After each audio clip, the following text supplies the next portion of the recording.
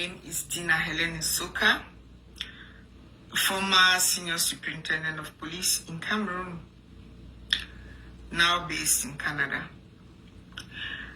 I'm here to tell my story. Many people will be wondering why I decided to join Lilipac, the movement for African and Cameroonian liberation.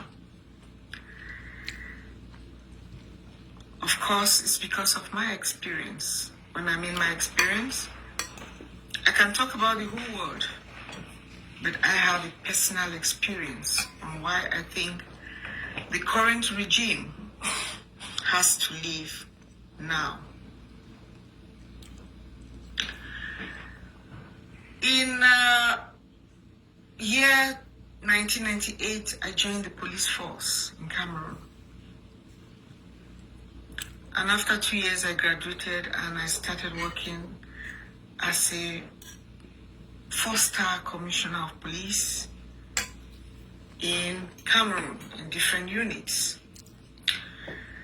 I headed the 9e arrondissement in Douala, for those who know Douala or Cameroon. I was the head of unit of Premier Arrondissement in Bunanjo. I was the head of unit in the 10e arrondissement in Newberg. Commissioner of Special Branch in Tico. And the last position I held was the Regional Coordinator of Police in Cameroon. Yes, I was practically head of many public security units. And I don't want to blow my trumpet, but I think I did a pretty good job while there. I have a lot of evidence regarding that. And when I got to the police unit, for those who know the unit, it has control of all services, including government services and police services. I was in charge of all of the Southwest region to uncover corruption cases and to make sure that the administrative services were functioning properly. And I had to make reports to my hierarchy in Yaoundé. And suddenly I fell on a case file that the indigents of the FACO brought to me about the land, almost 200 hectares of land, that the government had given to them, to the indigents, the villagers, through the traditional rulers. When they cried to me, I immediately contacted my hierarchy and I asked if this was a case I should handle, because that's how the system works. They actually appoint you somewhere and you think you are there to do the job, but you are there to work for them. And if it doesn't go their way, the consequences are always there. Yes, that's how bad it is. And at the time, I was given the authorization to go ahead with the file because most of them did not know that it involved so many government officials. And when the file got to them, they discovered that this wasn't something that should be continued with. They asked me to stop, which I did. For professional ethics, we must obey our hierarchy. But because it was already out there, they decided to play a victim and sanction me for that. Why did you go into all of these details? And the local administrative authority in FACO, who was very connected to high officials in Yaoundé, made sure I was kicked out of the position. Because according to him, I wasn't the right person to handle that position at that time, because I would not work with them as they would require me to do. And that was where the story began, because I was kicked out of the office. And it's painful. I started a new life. Anytime I listen to myself. And as if that was not the end of it for someone who did not do anything. But for someone who was just trying to cover or to uncover a corruption situation, They decided to withhold my salary for 15 good months. Yes, that's an injustice that reigns in the system. And I cried to the Delegate General of National Security. I cried to everybody. I wrote a letter to the presidency. I went to the presidency myself. And I told them I was just doing my job. I thought I was appointed because everybody used to call me as a strict one, the one who will make sure that there is discipline all over the place. And that's why I thought I was appointed for that reason. And now I'm trying to do the job and you guys are trying to sanction me for nothing. Okay, there's no problem. I've stopped the investigation, but let me have my salary, at least for my kids. And no one listened to me. I wrote all sorts of letters. Nobody listened to me. I cried to every department. I went to court. I took the Delegate General to court for doing a wrong a sanction, or for giving me a wrong sanction. He never showed up. And the next thing he did was just to relieve me of my position. That was not the first time I was going through this injustice, because even the former Delegate General of National Security, who is now serving a 30-year term in prison, did same to me, and they later discovered that I didn't do anything. I was just trying to always do my job. And I stayed for a year and plus without salary and having little children to raise. It was a pretty difficult situation for me. But what I did next was I decided to leave the country. I decided to resign. And so I told them I wasn't feeling well. And they authorized me to go treat myself. I was already too traumatized, struggling to live with children with no food to eat, struggling to raise kids, send them to school with no salary coming in. I started doing little jobs, selling things here and there just to feed my family. That's how hard it was. And then I moved to Canada to start life all over again. Started from doing all sorts of jobs, little jobs here and there, security guard jobs, home health care services, and all those kind of jobs just to survive. This is a woman who started her career, her life, as a full-blown commissioner of police. And after working for 17 years, serving so diligently, taking all the risk in the world, for a woman to be working in public security services, especially places like New Bell, for those who know me. And I was not just the woman who sat in the office and signed documents. I was a woman who was always on ground to see what my collaborators were doing. I worked with them hand in hand. I took all the risk, even when I was having children. I was always finding myself late at night just to serve the nation with all my heart. And I ended up the way I ended up for no just cause. I wrote a petition and sent to CONAC, the organization that is supposed to help fight corruption in Cameroon. They were so scared. I can remember there was a man of God at the time who was there. He was so frightened and didn't want me to tell anybody that he even received the documents. Yes, that's how bad they are. He told me he was going to do something. He never did anything. At the presidency, they received the document. They did nothing. I took a lawyer, went to court. The Delegate General did not show up, and nothing happened to him. The whole system needs an overhaul.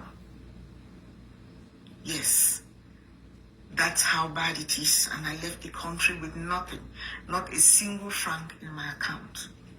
And I came to Canada. I want to be grateful to Canada that received me so well. I started all over again with social assistance and everything. And I started looking for jobs. If you have the talents, you are not locked up anyway. I fought it with my family. We braved it. I went to school learned so many things. And today I'm serving the community as a cybersecurity expert, as an artificial intelligence expert, as a licensed private investigator, and so many other things. I really can't name them. Yes, this is how great, this is how much Canada gave to me. I really appreciate the country. Now, I had worked for 17 years, so I was due retirement. I was not due on retirement, but I was due retirement benefits. Or I was eligible for retirement benefits. And I made the application. Of course, the Delegate General knew that that was another blow. And he knew that he had treated me unjustly. So he quickly signed the document and authorized that my document should be sent to the presidency. It got to the presidency, and the presidency approved payment. When it got to the Ministry of Finance, they blocked it. For reasons I don't know till date. They refused to listen to me. I sent several videos. I wrote to them. I wrote to the Minister of Finance. I wrote to everybody. All the directors in that service, I wrote to them. They didn't listen. Nobody responded. Because according to them, even elle va faire quoi? That's the normal statement they have. Qu'est-ce qu'elle peut faire? We have the power. And one day I decided to go through my online account, and I discovered that they sent some pay slips to my account. And that was since 2022 that they sent pay slips. I got the pay slips, and on the pay slips, it was written that the Ministry of Finance had sent my money or my pension to Credit Foncier. How it got there, I don't even know, because I'd already separated from Credit Foncier. Before I left Cameroon, my salary was coming through SGBC Bank. I contacted SGBC Bank, where I'm supposed to receive the pension. They said they had closed my account. I tried my best. I reopened the account. With all, even within the system of the SGBC Bank, it's a shame. I mean, it's a shame. Even the SGBC Bank is a disgrace, because I went through all the stress in the world. I finally got the account opened. Now they said they don't have any money in the account, but all this story, they didn't tell me before. They got me going back and forth with documents to get the account open. They said the salary is with Credit Foncier. I went back to Credit Foncier. Credit Foncier lied that they don't have anything. Meanwhile, we had already sent somebody to the service that discovered that there was some money in the account. Yes, but they said they didn't have anything. On the pay slip, it's clearly written Credit Foncier. I wrote to the director of Credit Foncier. He refused to respond. I wrote to him through an internal service. He refused to respond. I sent a lawyer to them. They refused to respond. I went to the social media and I made videos and posted. They refused to respond. And a few of their directors came to me inbox to tell me, tu n'es plus rien fait. Ce que tu fais là ne va rien donner. Yes, because they know even the people appointed in Credit Foncier are their people. So that they go around and mix up things, you know, misappropriate funds here and there, people's pensions, people's salaries, every day you have so many miscalculations in these services because they are all connected with the system. They go unpunished. It's not, it's very shocking to know that the Minister of Finance hears that my pension has not been paid. If he actually authorized payment, would he not call the director of Credit Foncier to explain what happened to the pension? He wouldn't, because it's just the same system winding up together, doing all the messy things to maltreat Cameroonians, to make us go through pain and suffering, to make families go through so much pain. That's the only reason why they are there, while they accumulate funds in their offshore accounts. Yes, everything I'm declaring here, I have evidence. I have written documents. I have given them to my lawyers here.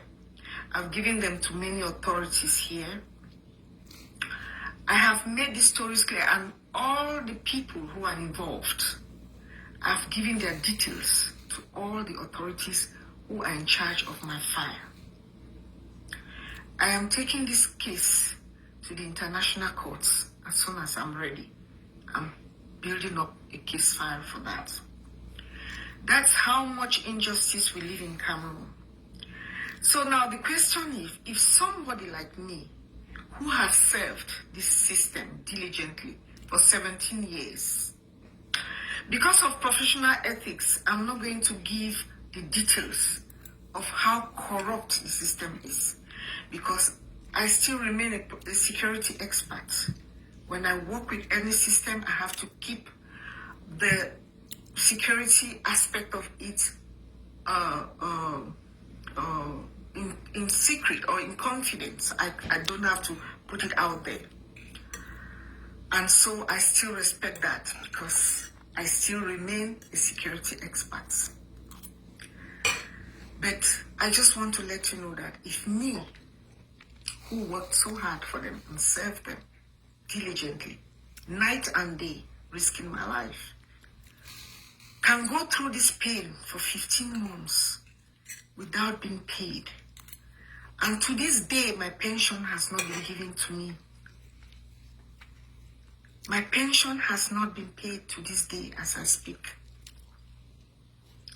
Then, what would happen to ordinary Cameroonians, ordinary civil servants who earn 50,000 francs working day and night, who don't have any voice, who don't even know what to do, who can't even speak, who can't be heard anywhere? What will happen to them?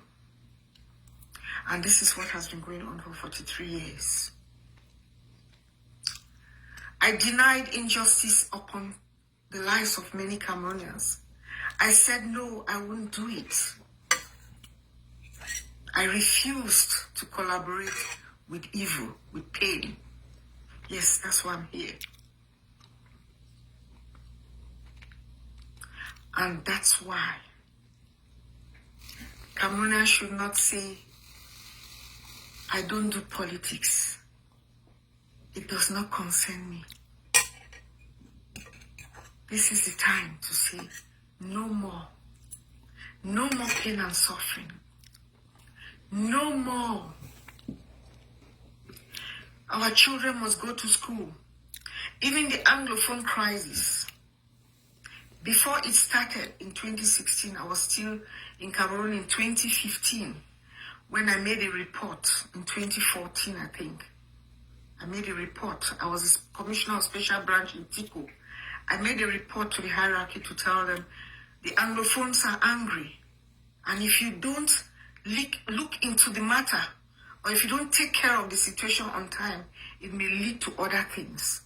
I was in charge of intelligence, and I got this information, and I communicated to the hierarchy. And they did not bother. As usual, qu'est-ce qu'ils vont faire? Qu'est-ce qu'ils peuvent faire même? What can they do? Yes, in 2016, I was no longer there. I had already resigned.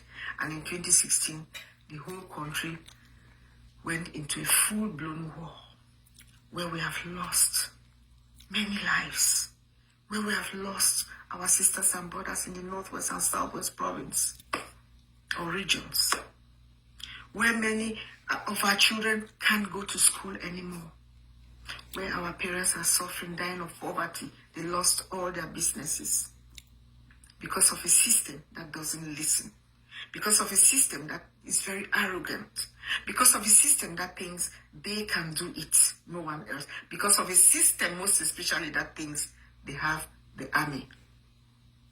But this is the time Lilipac is calling upon the same Republican army.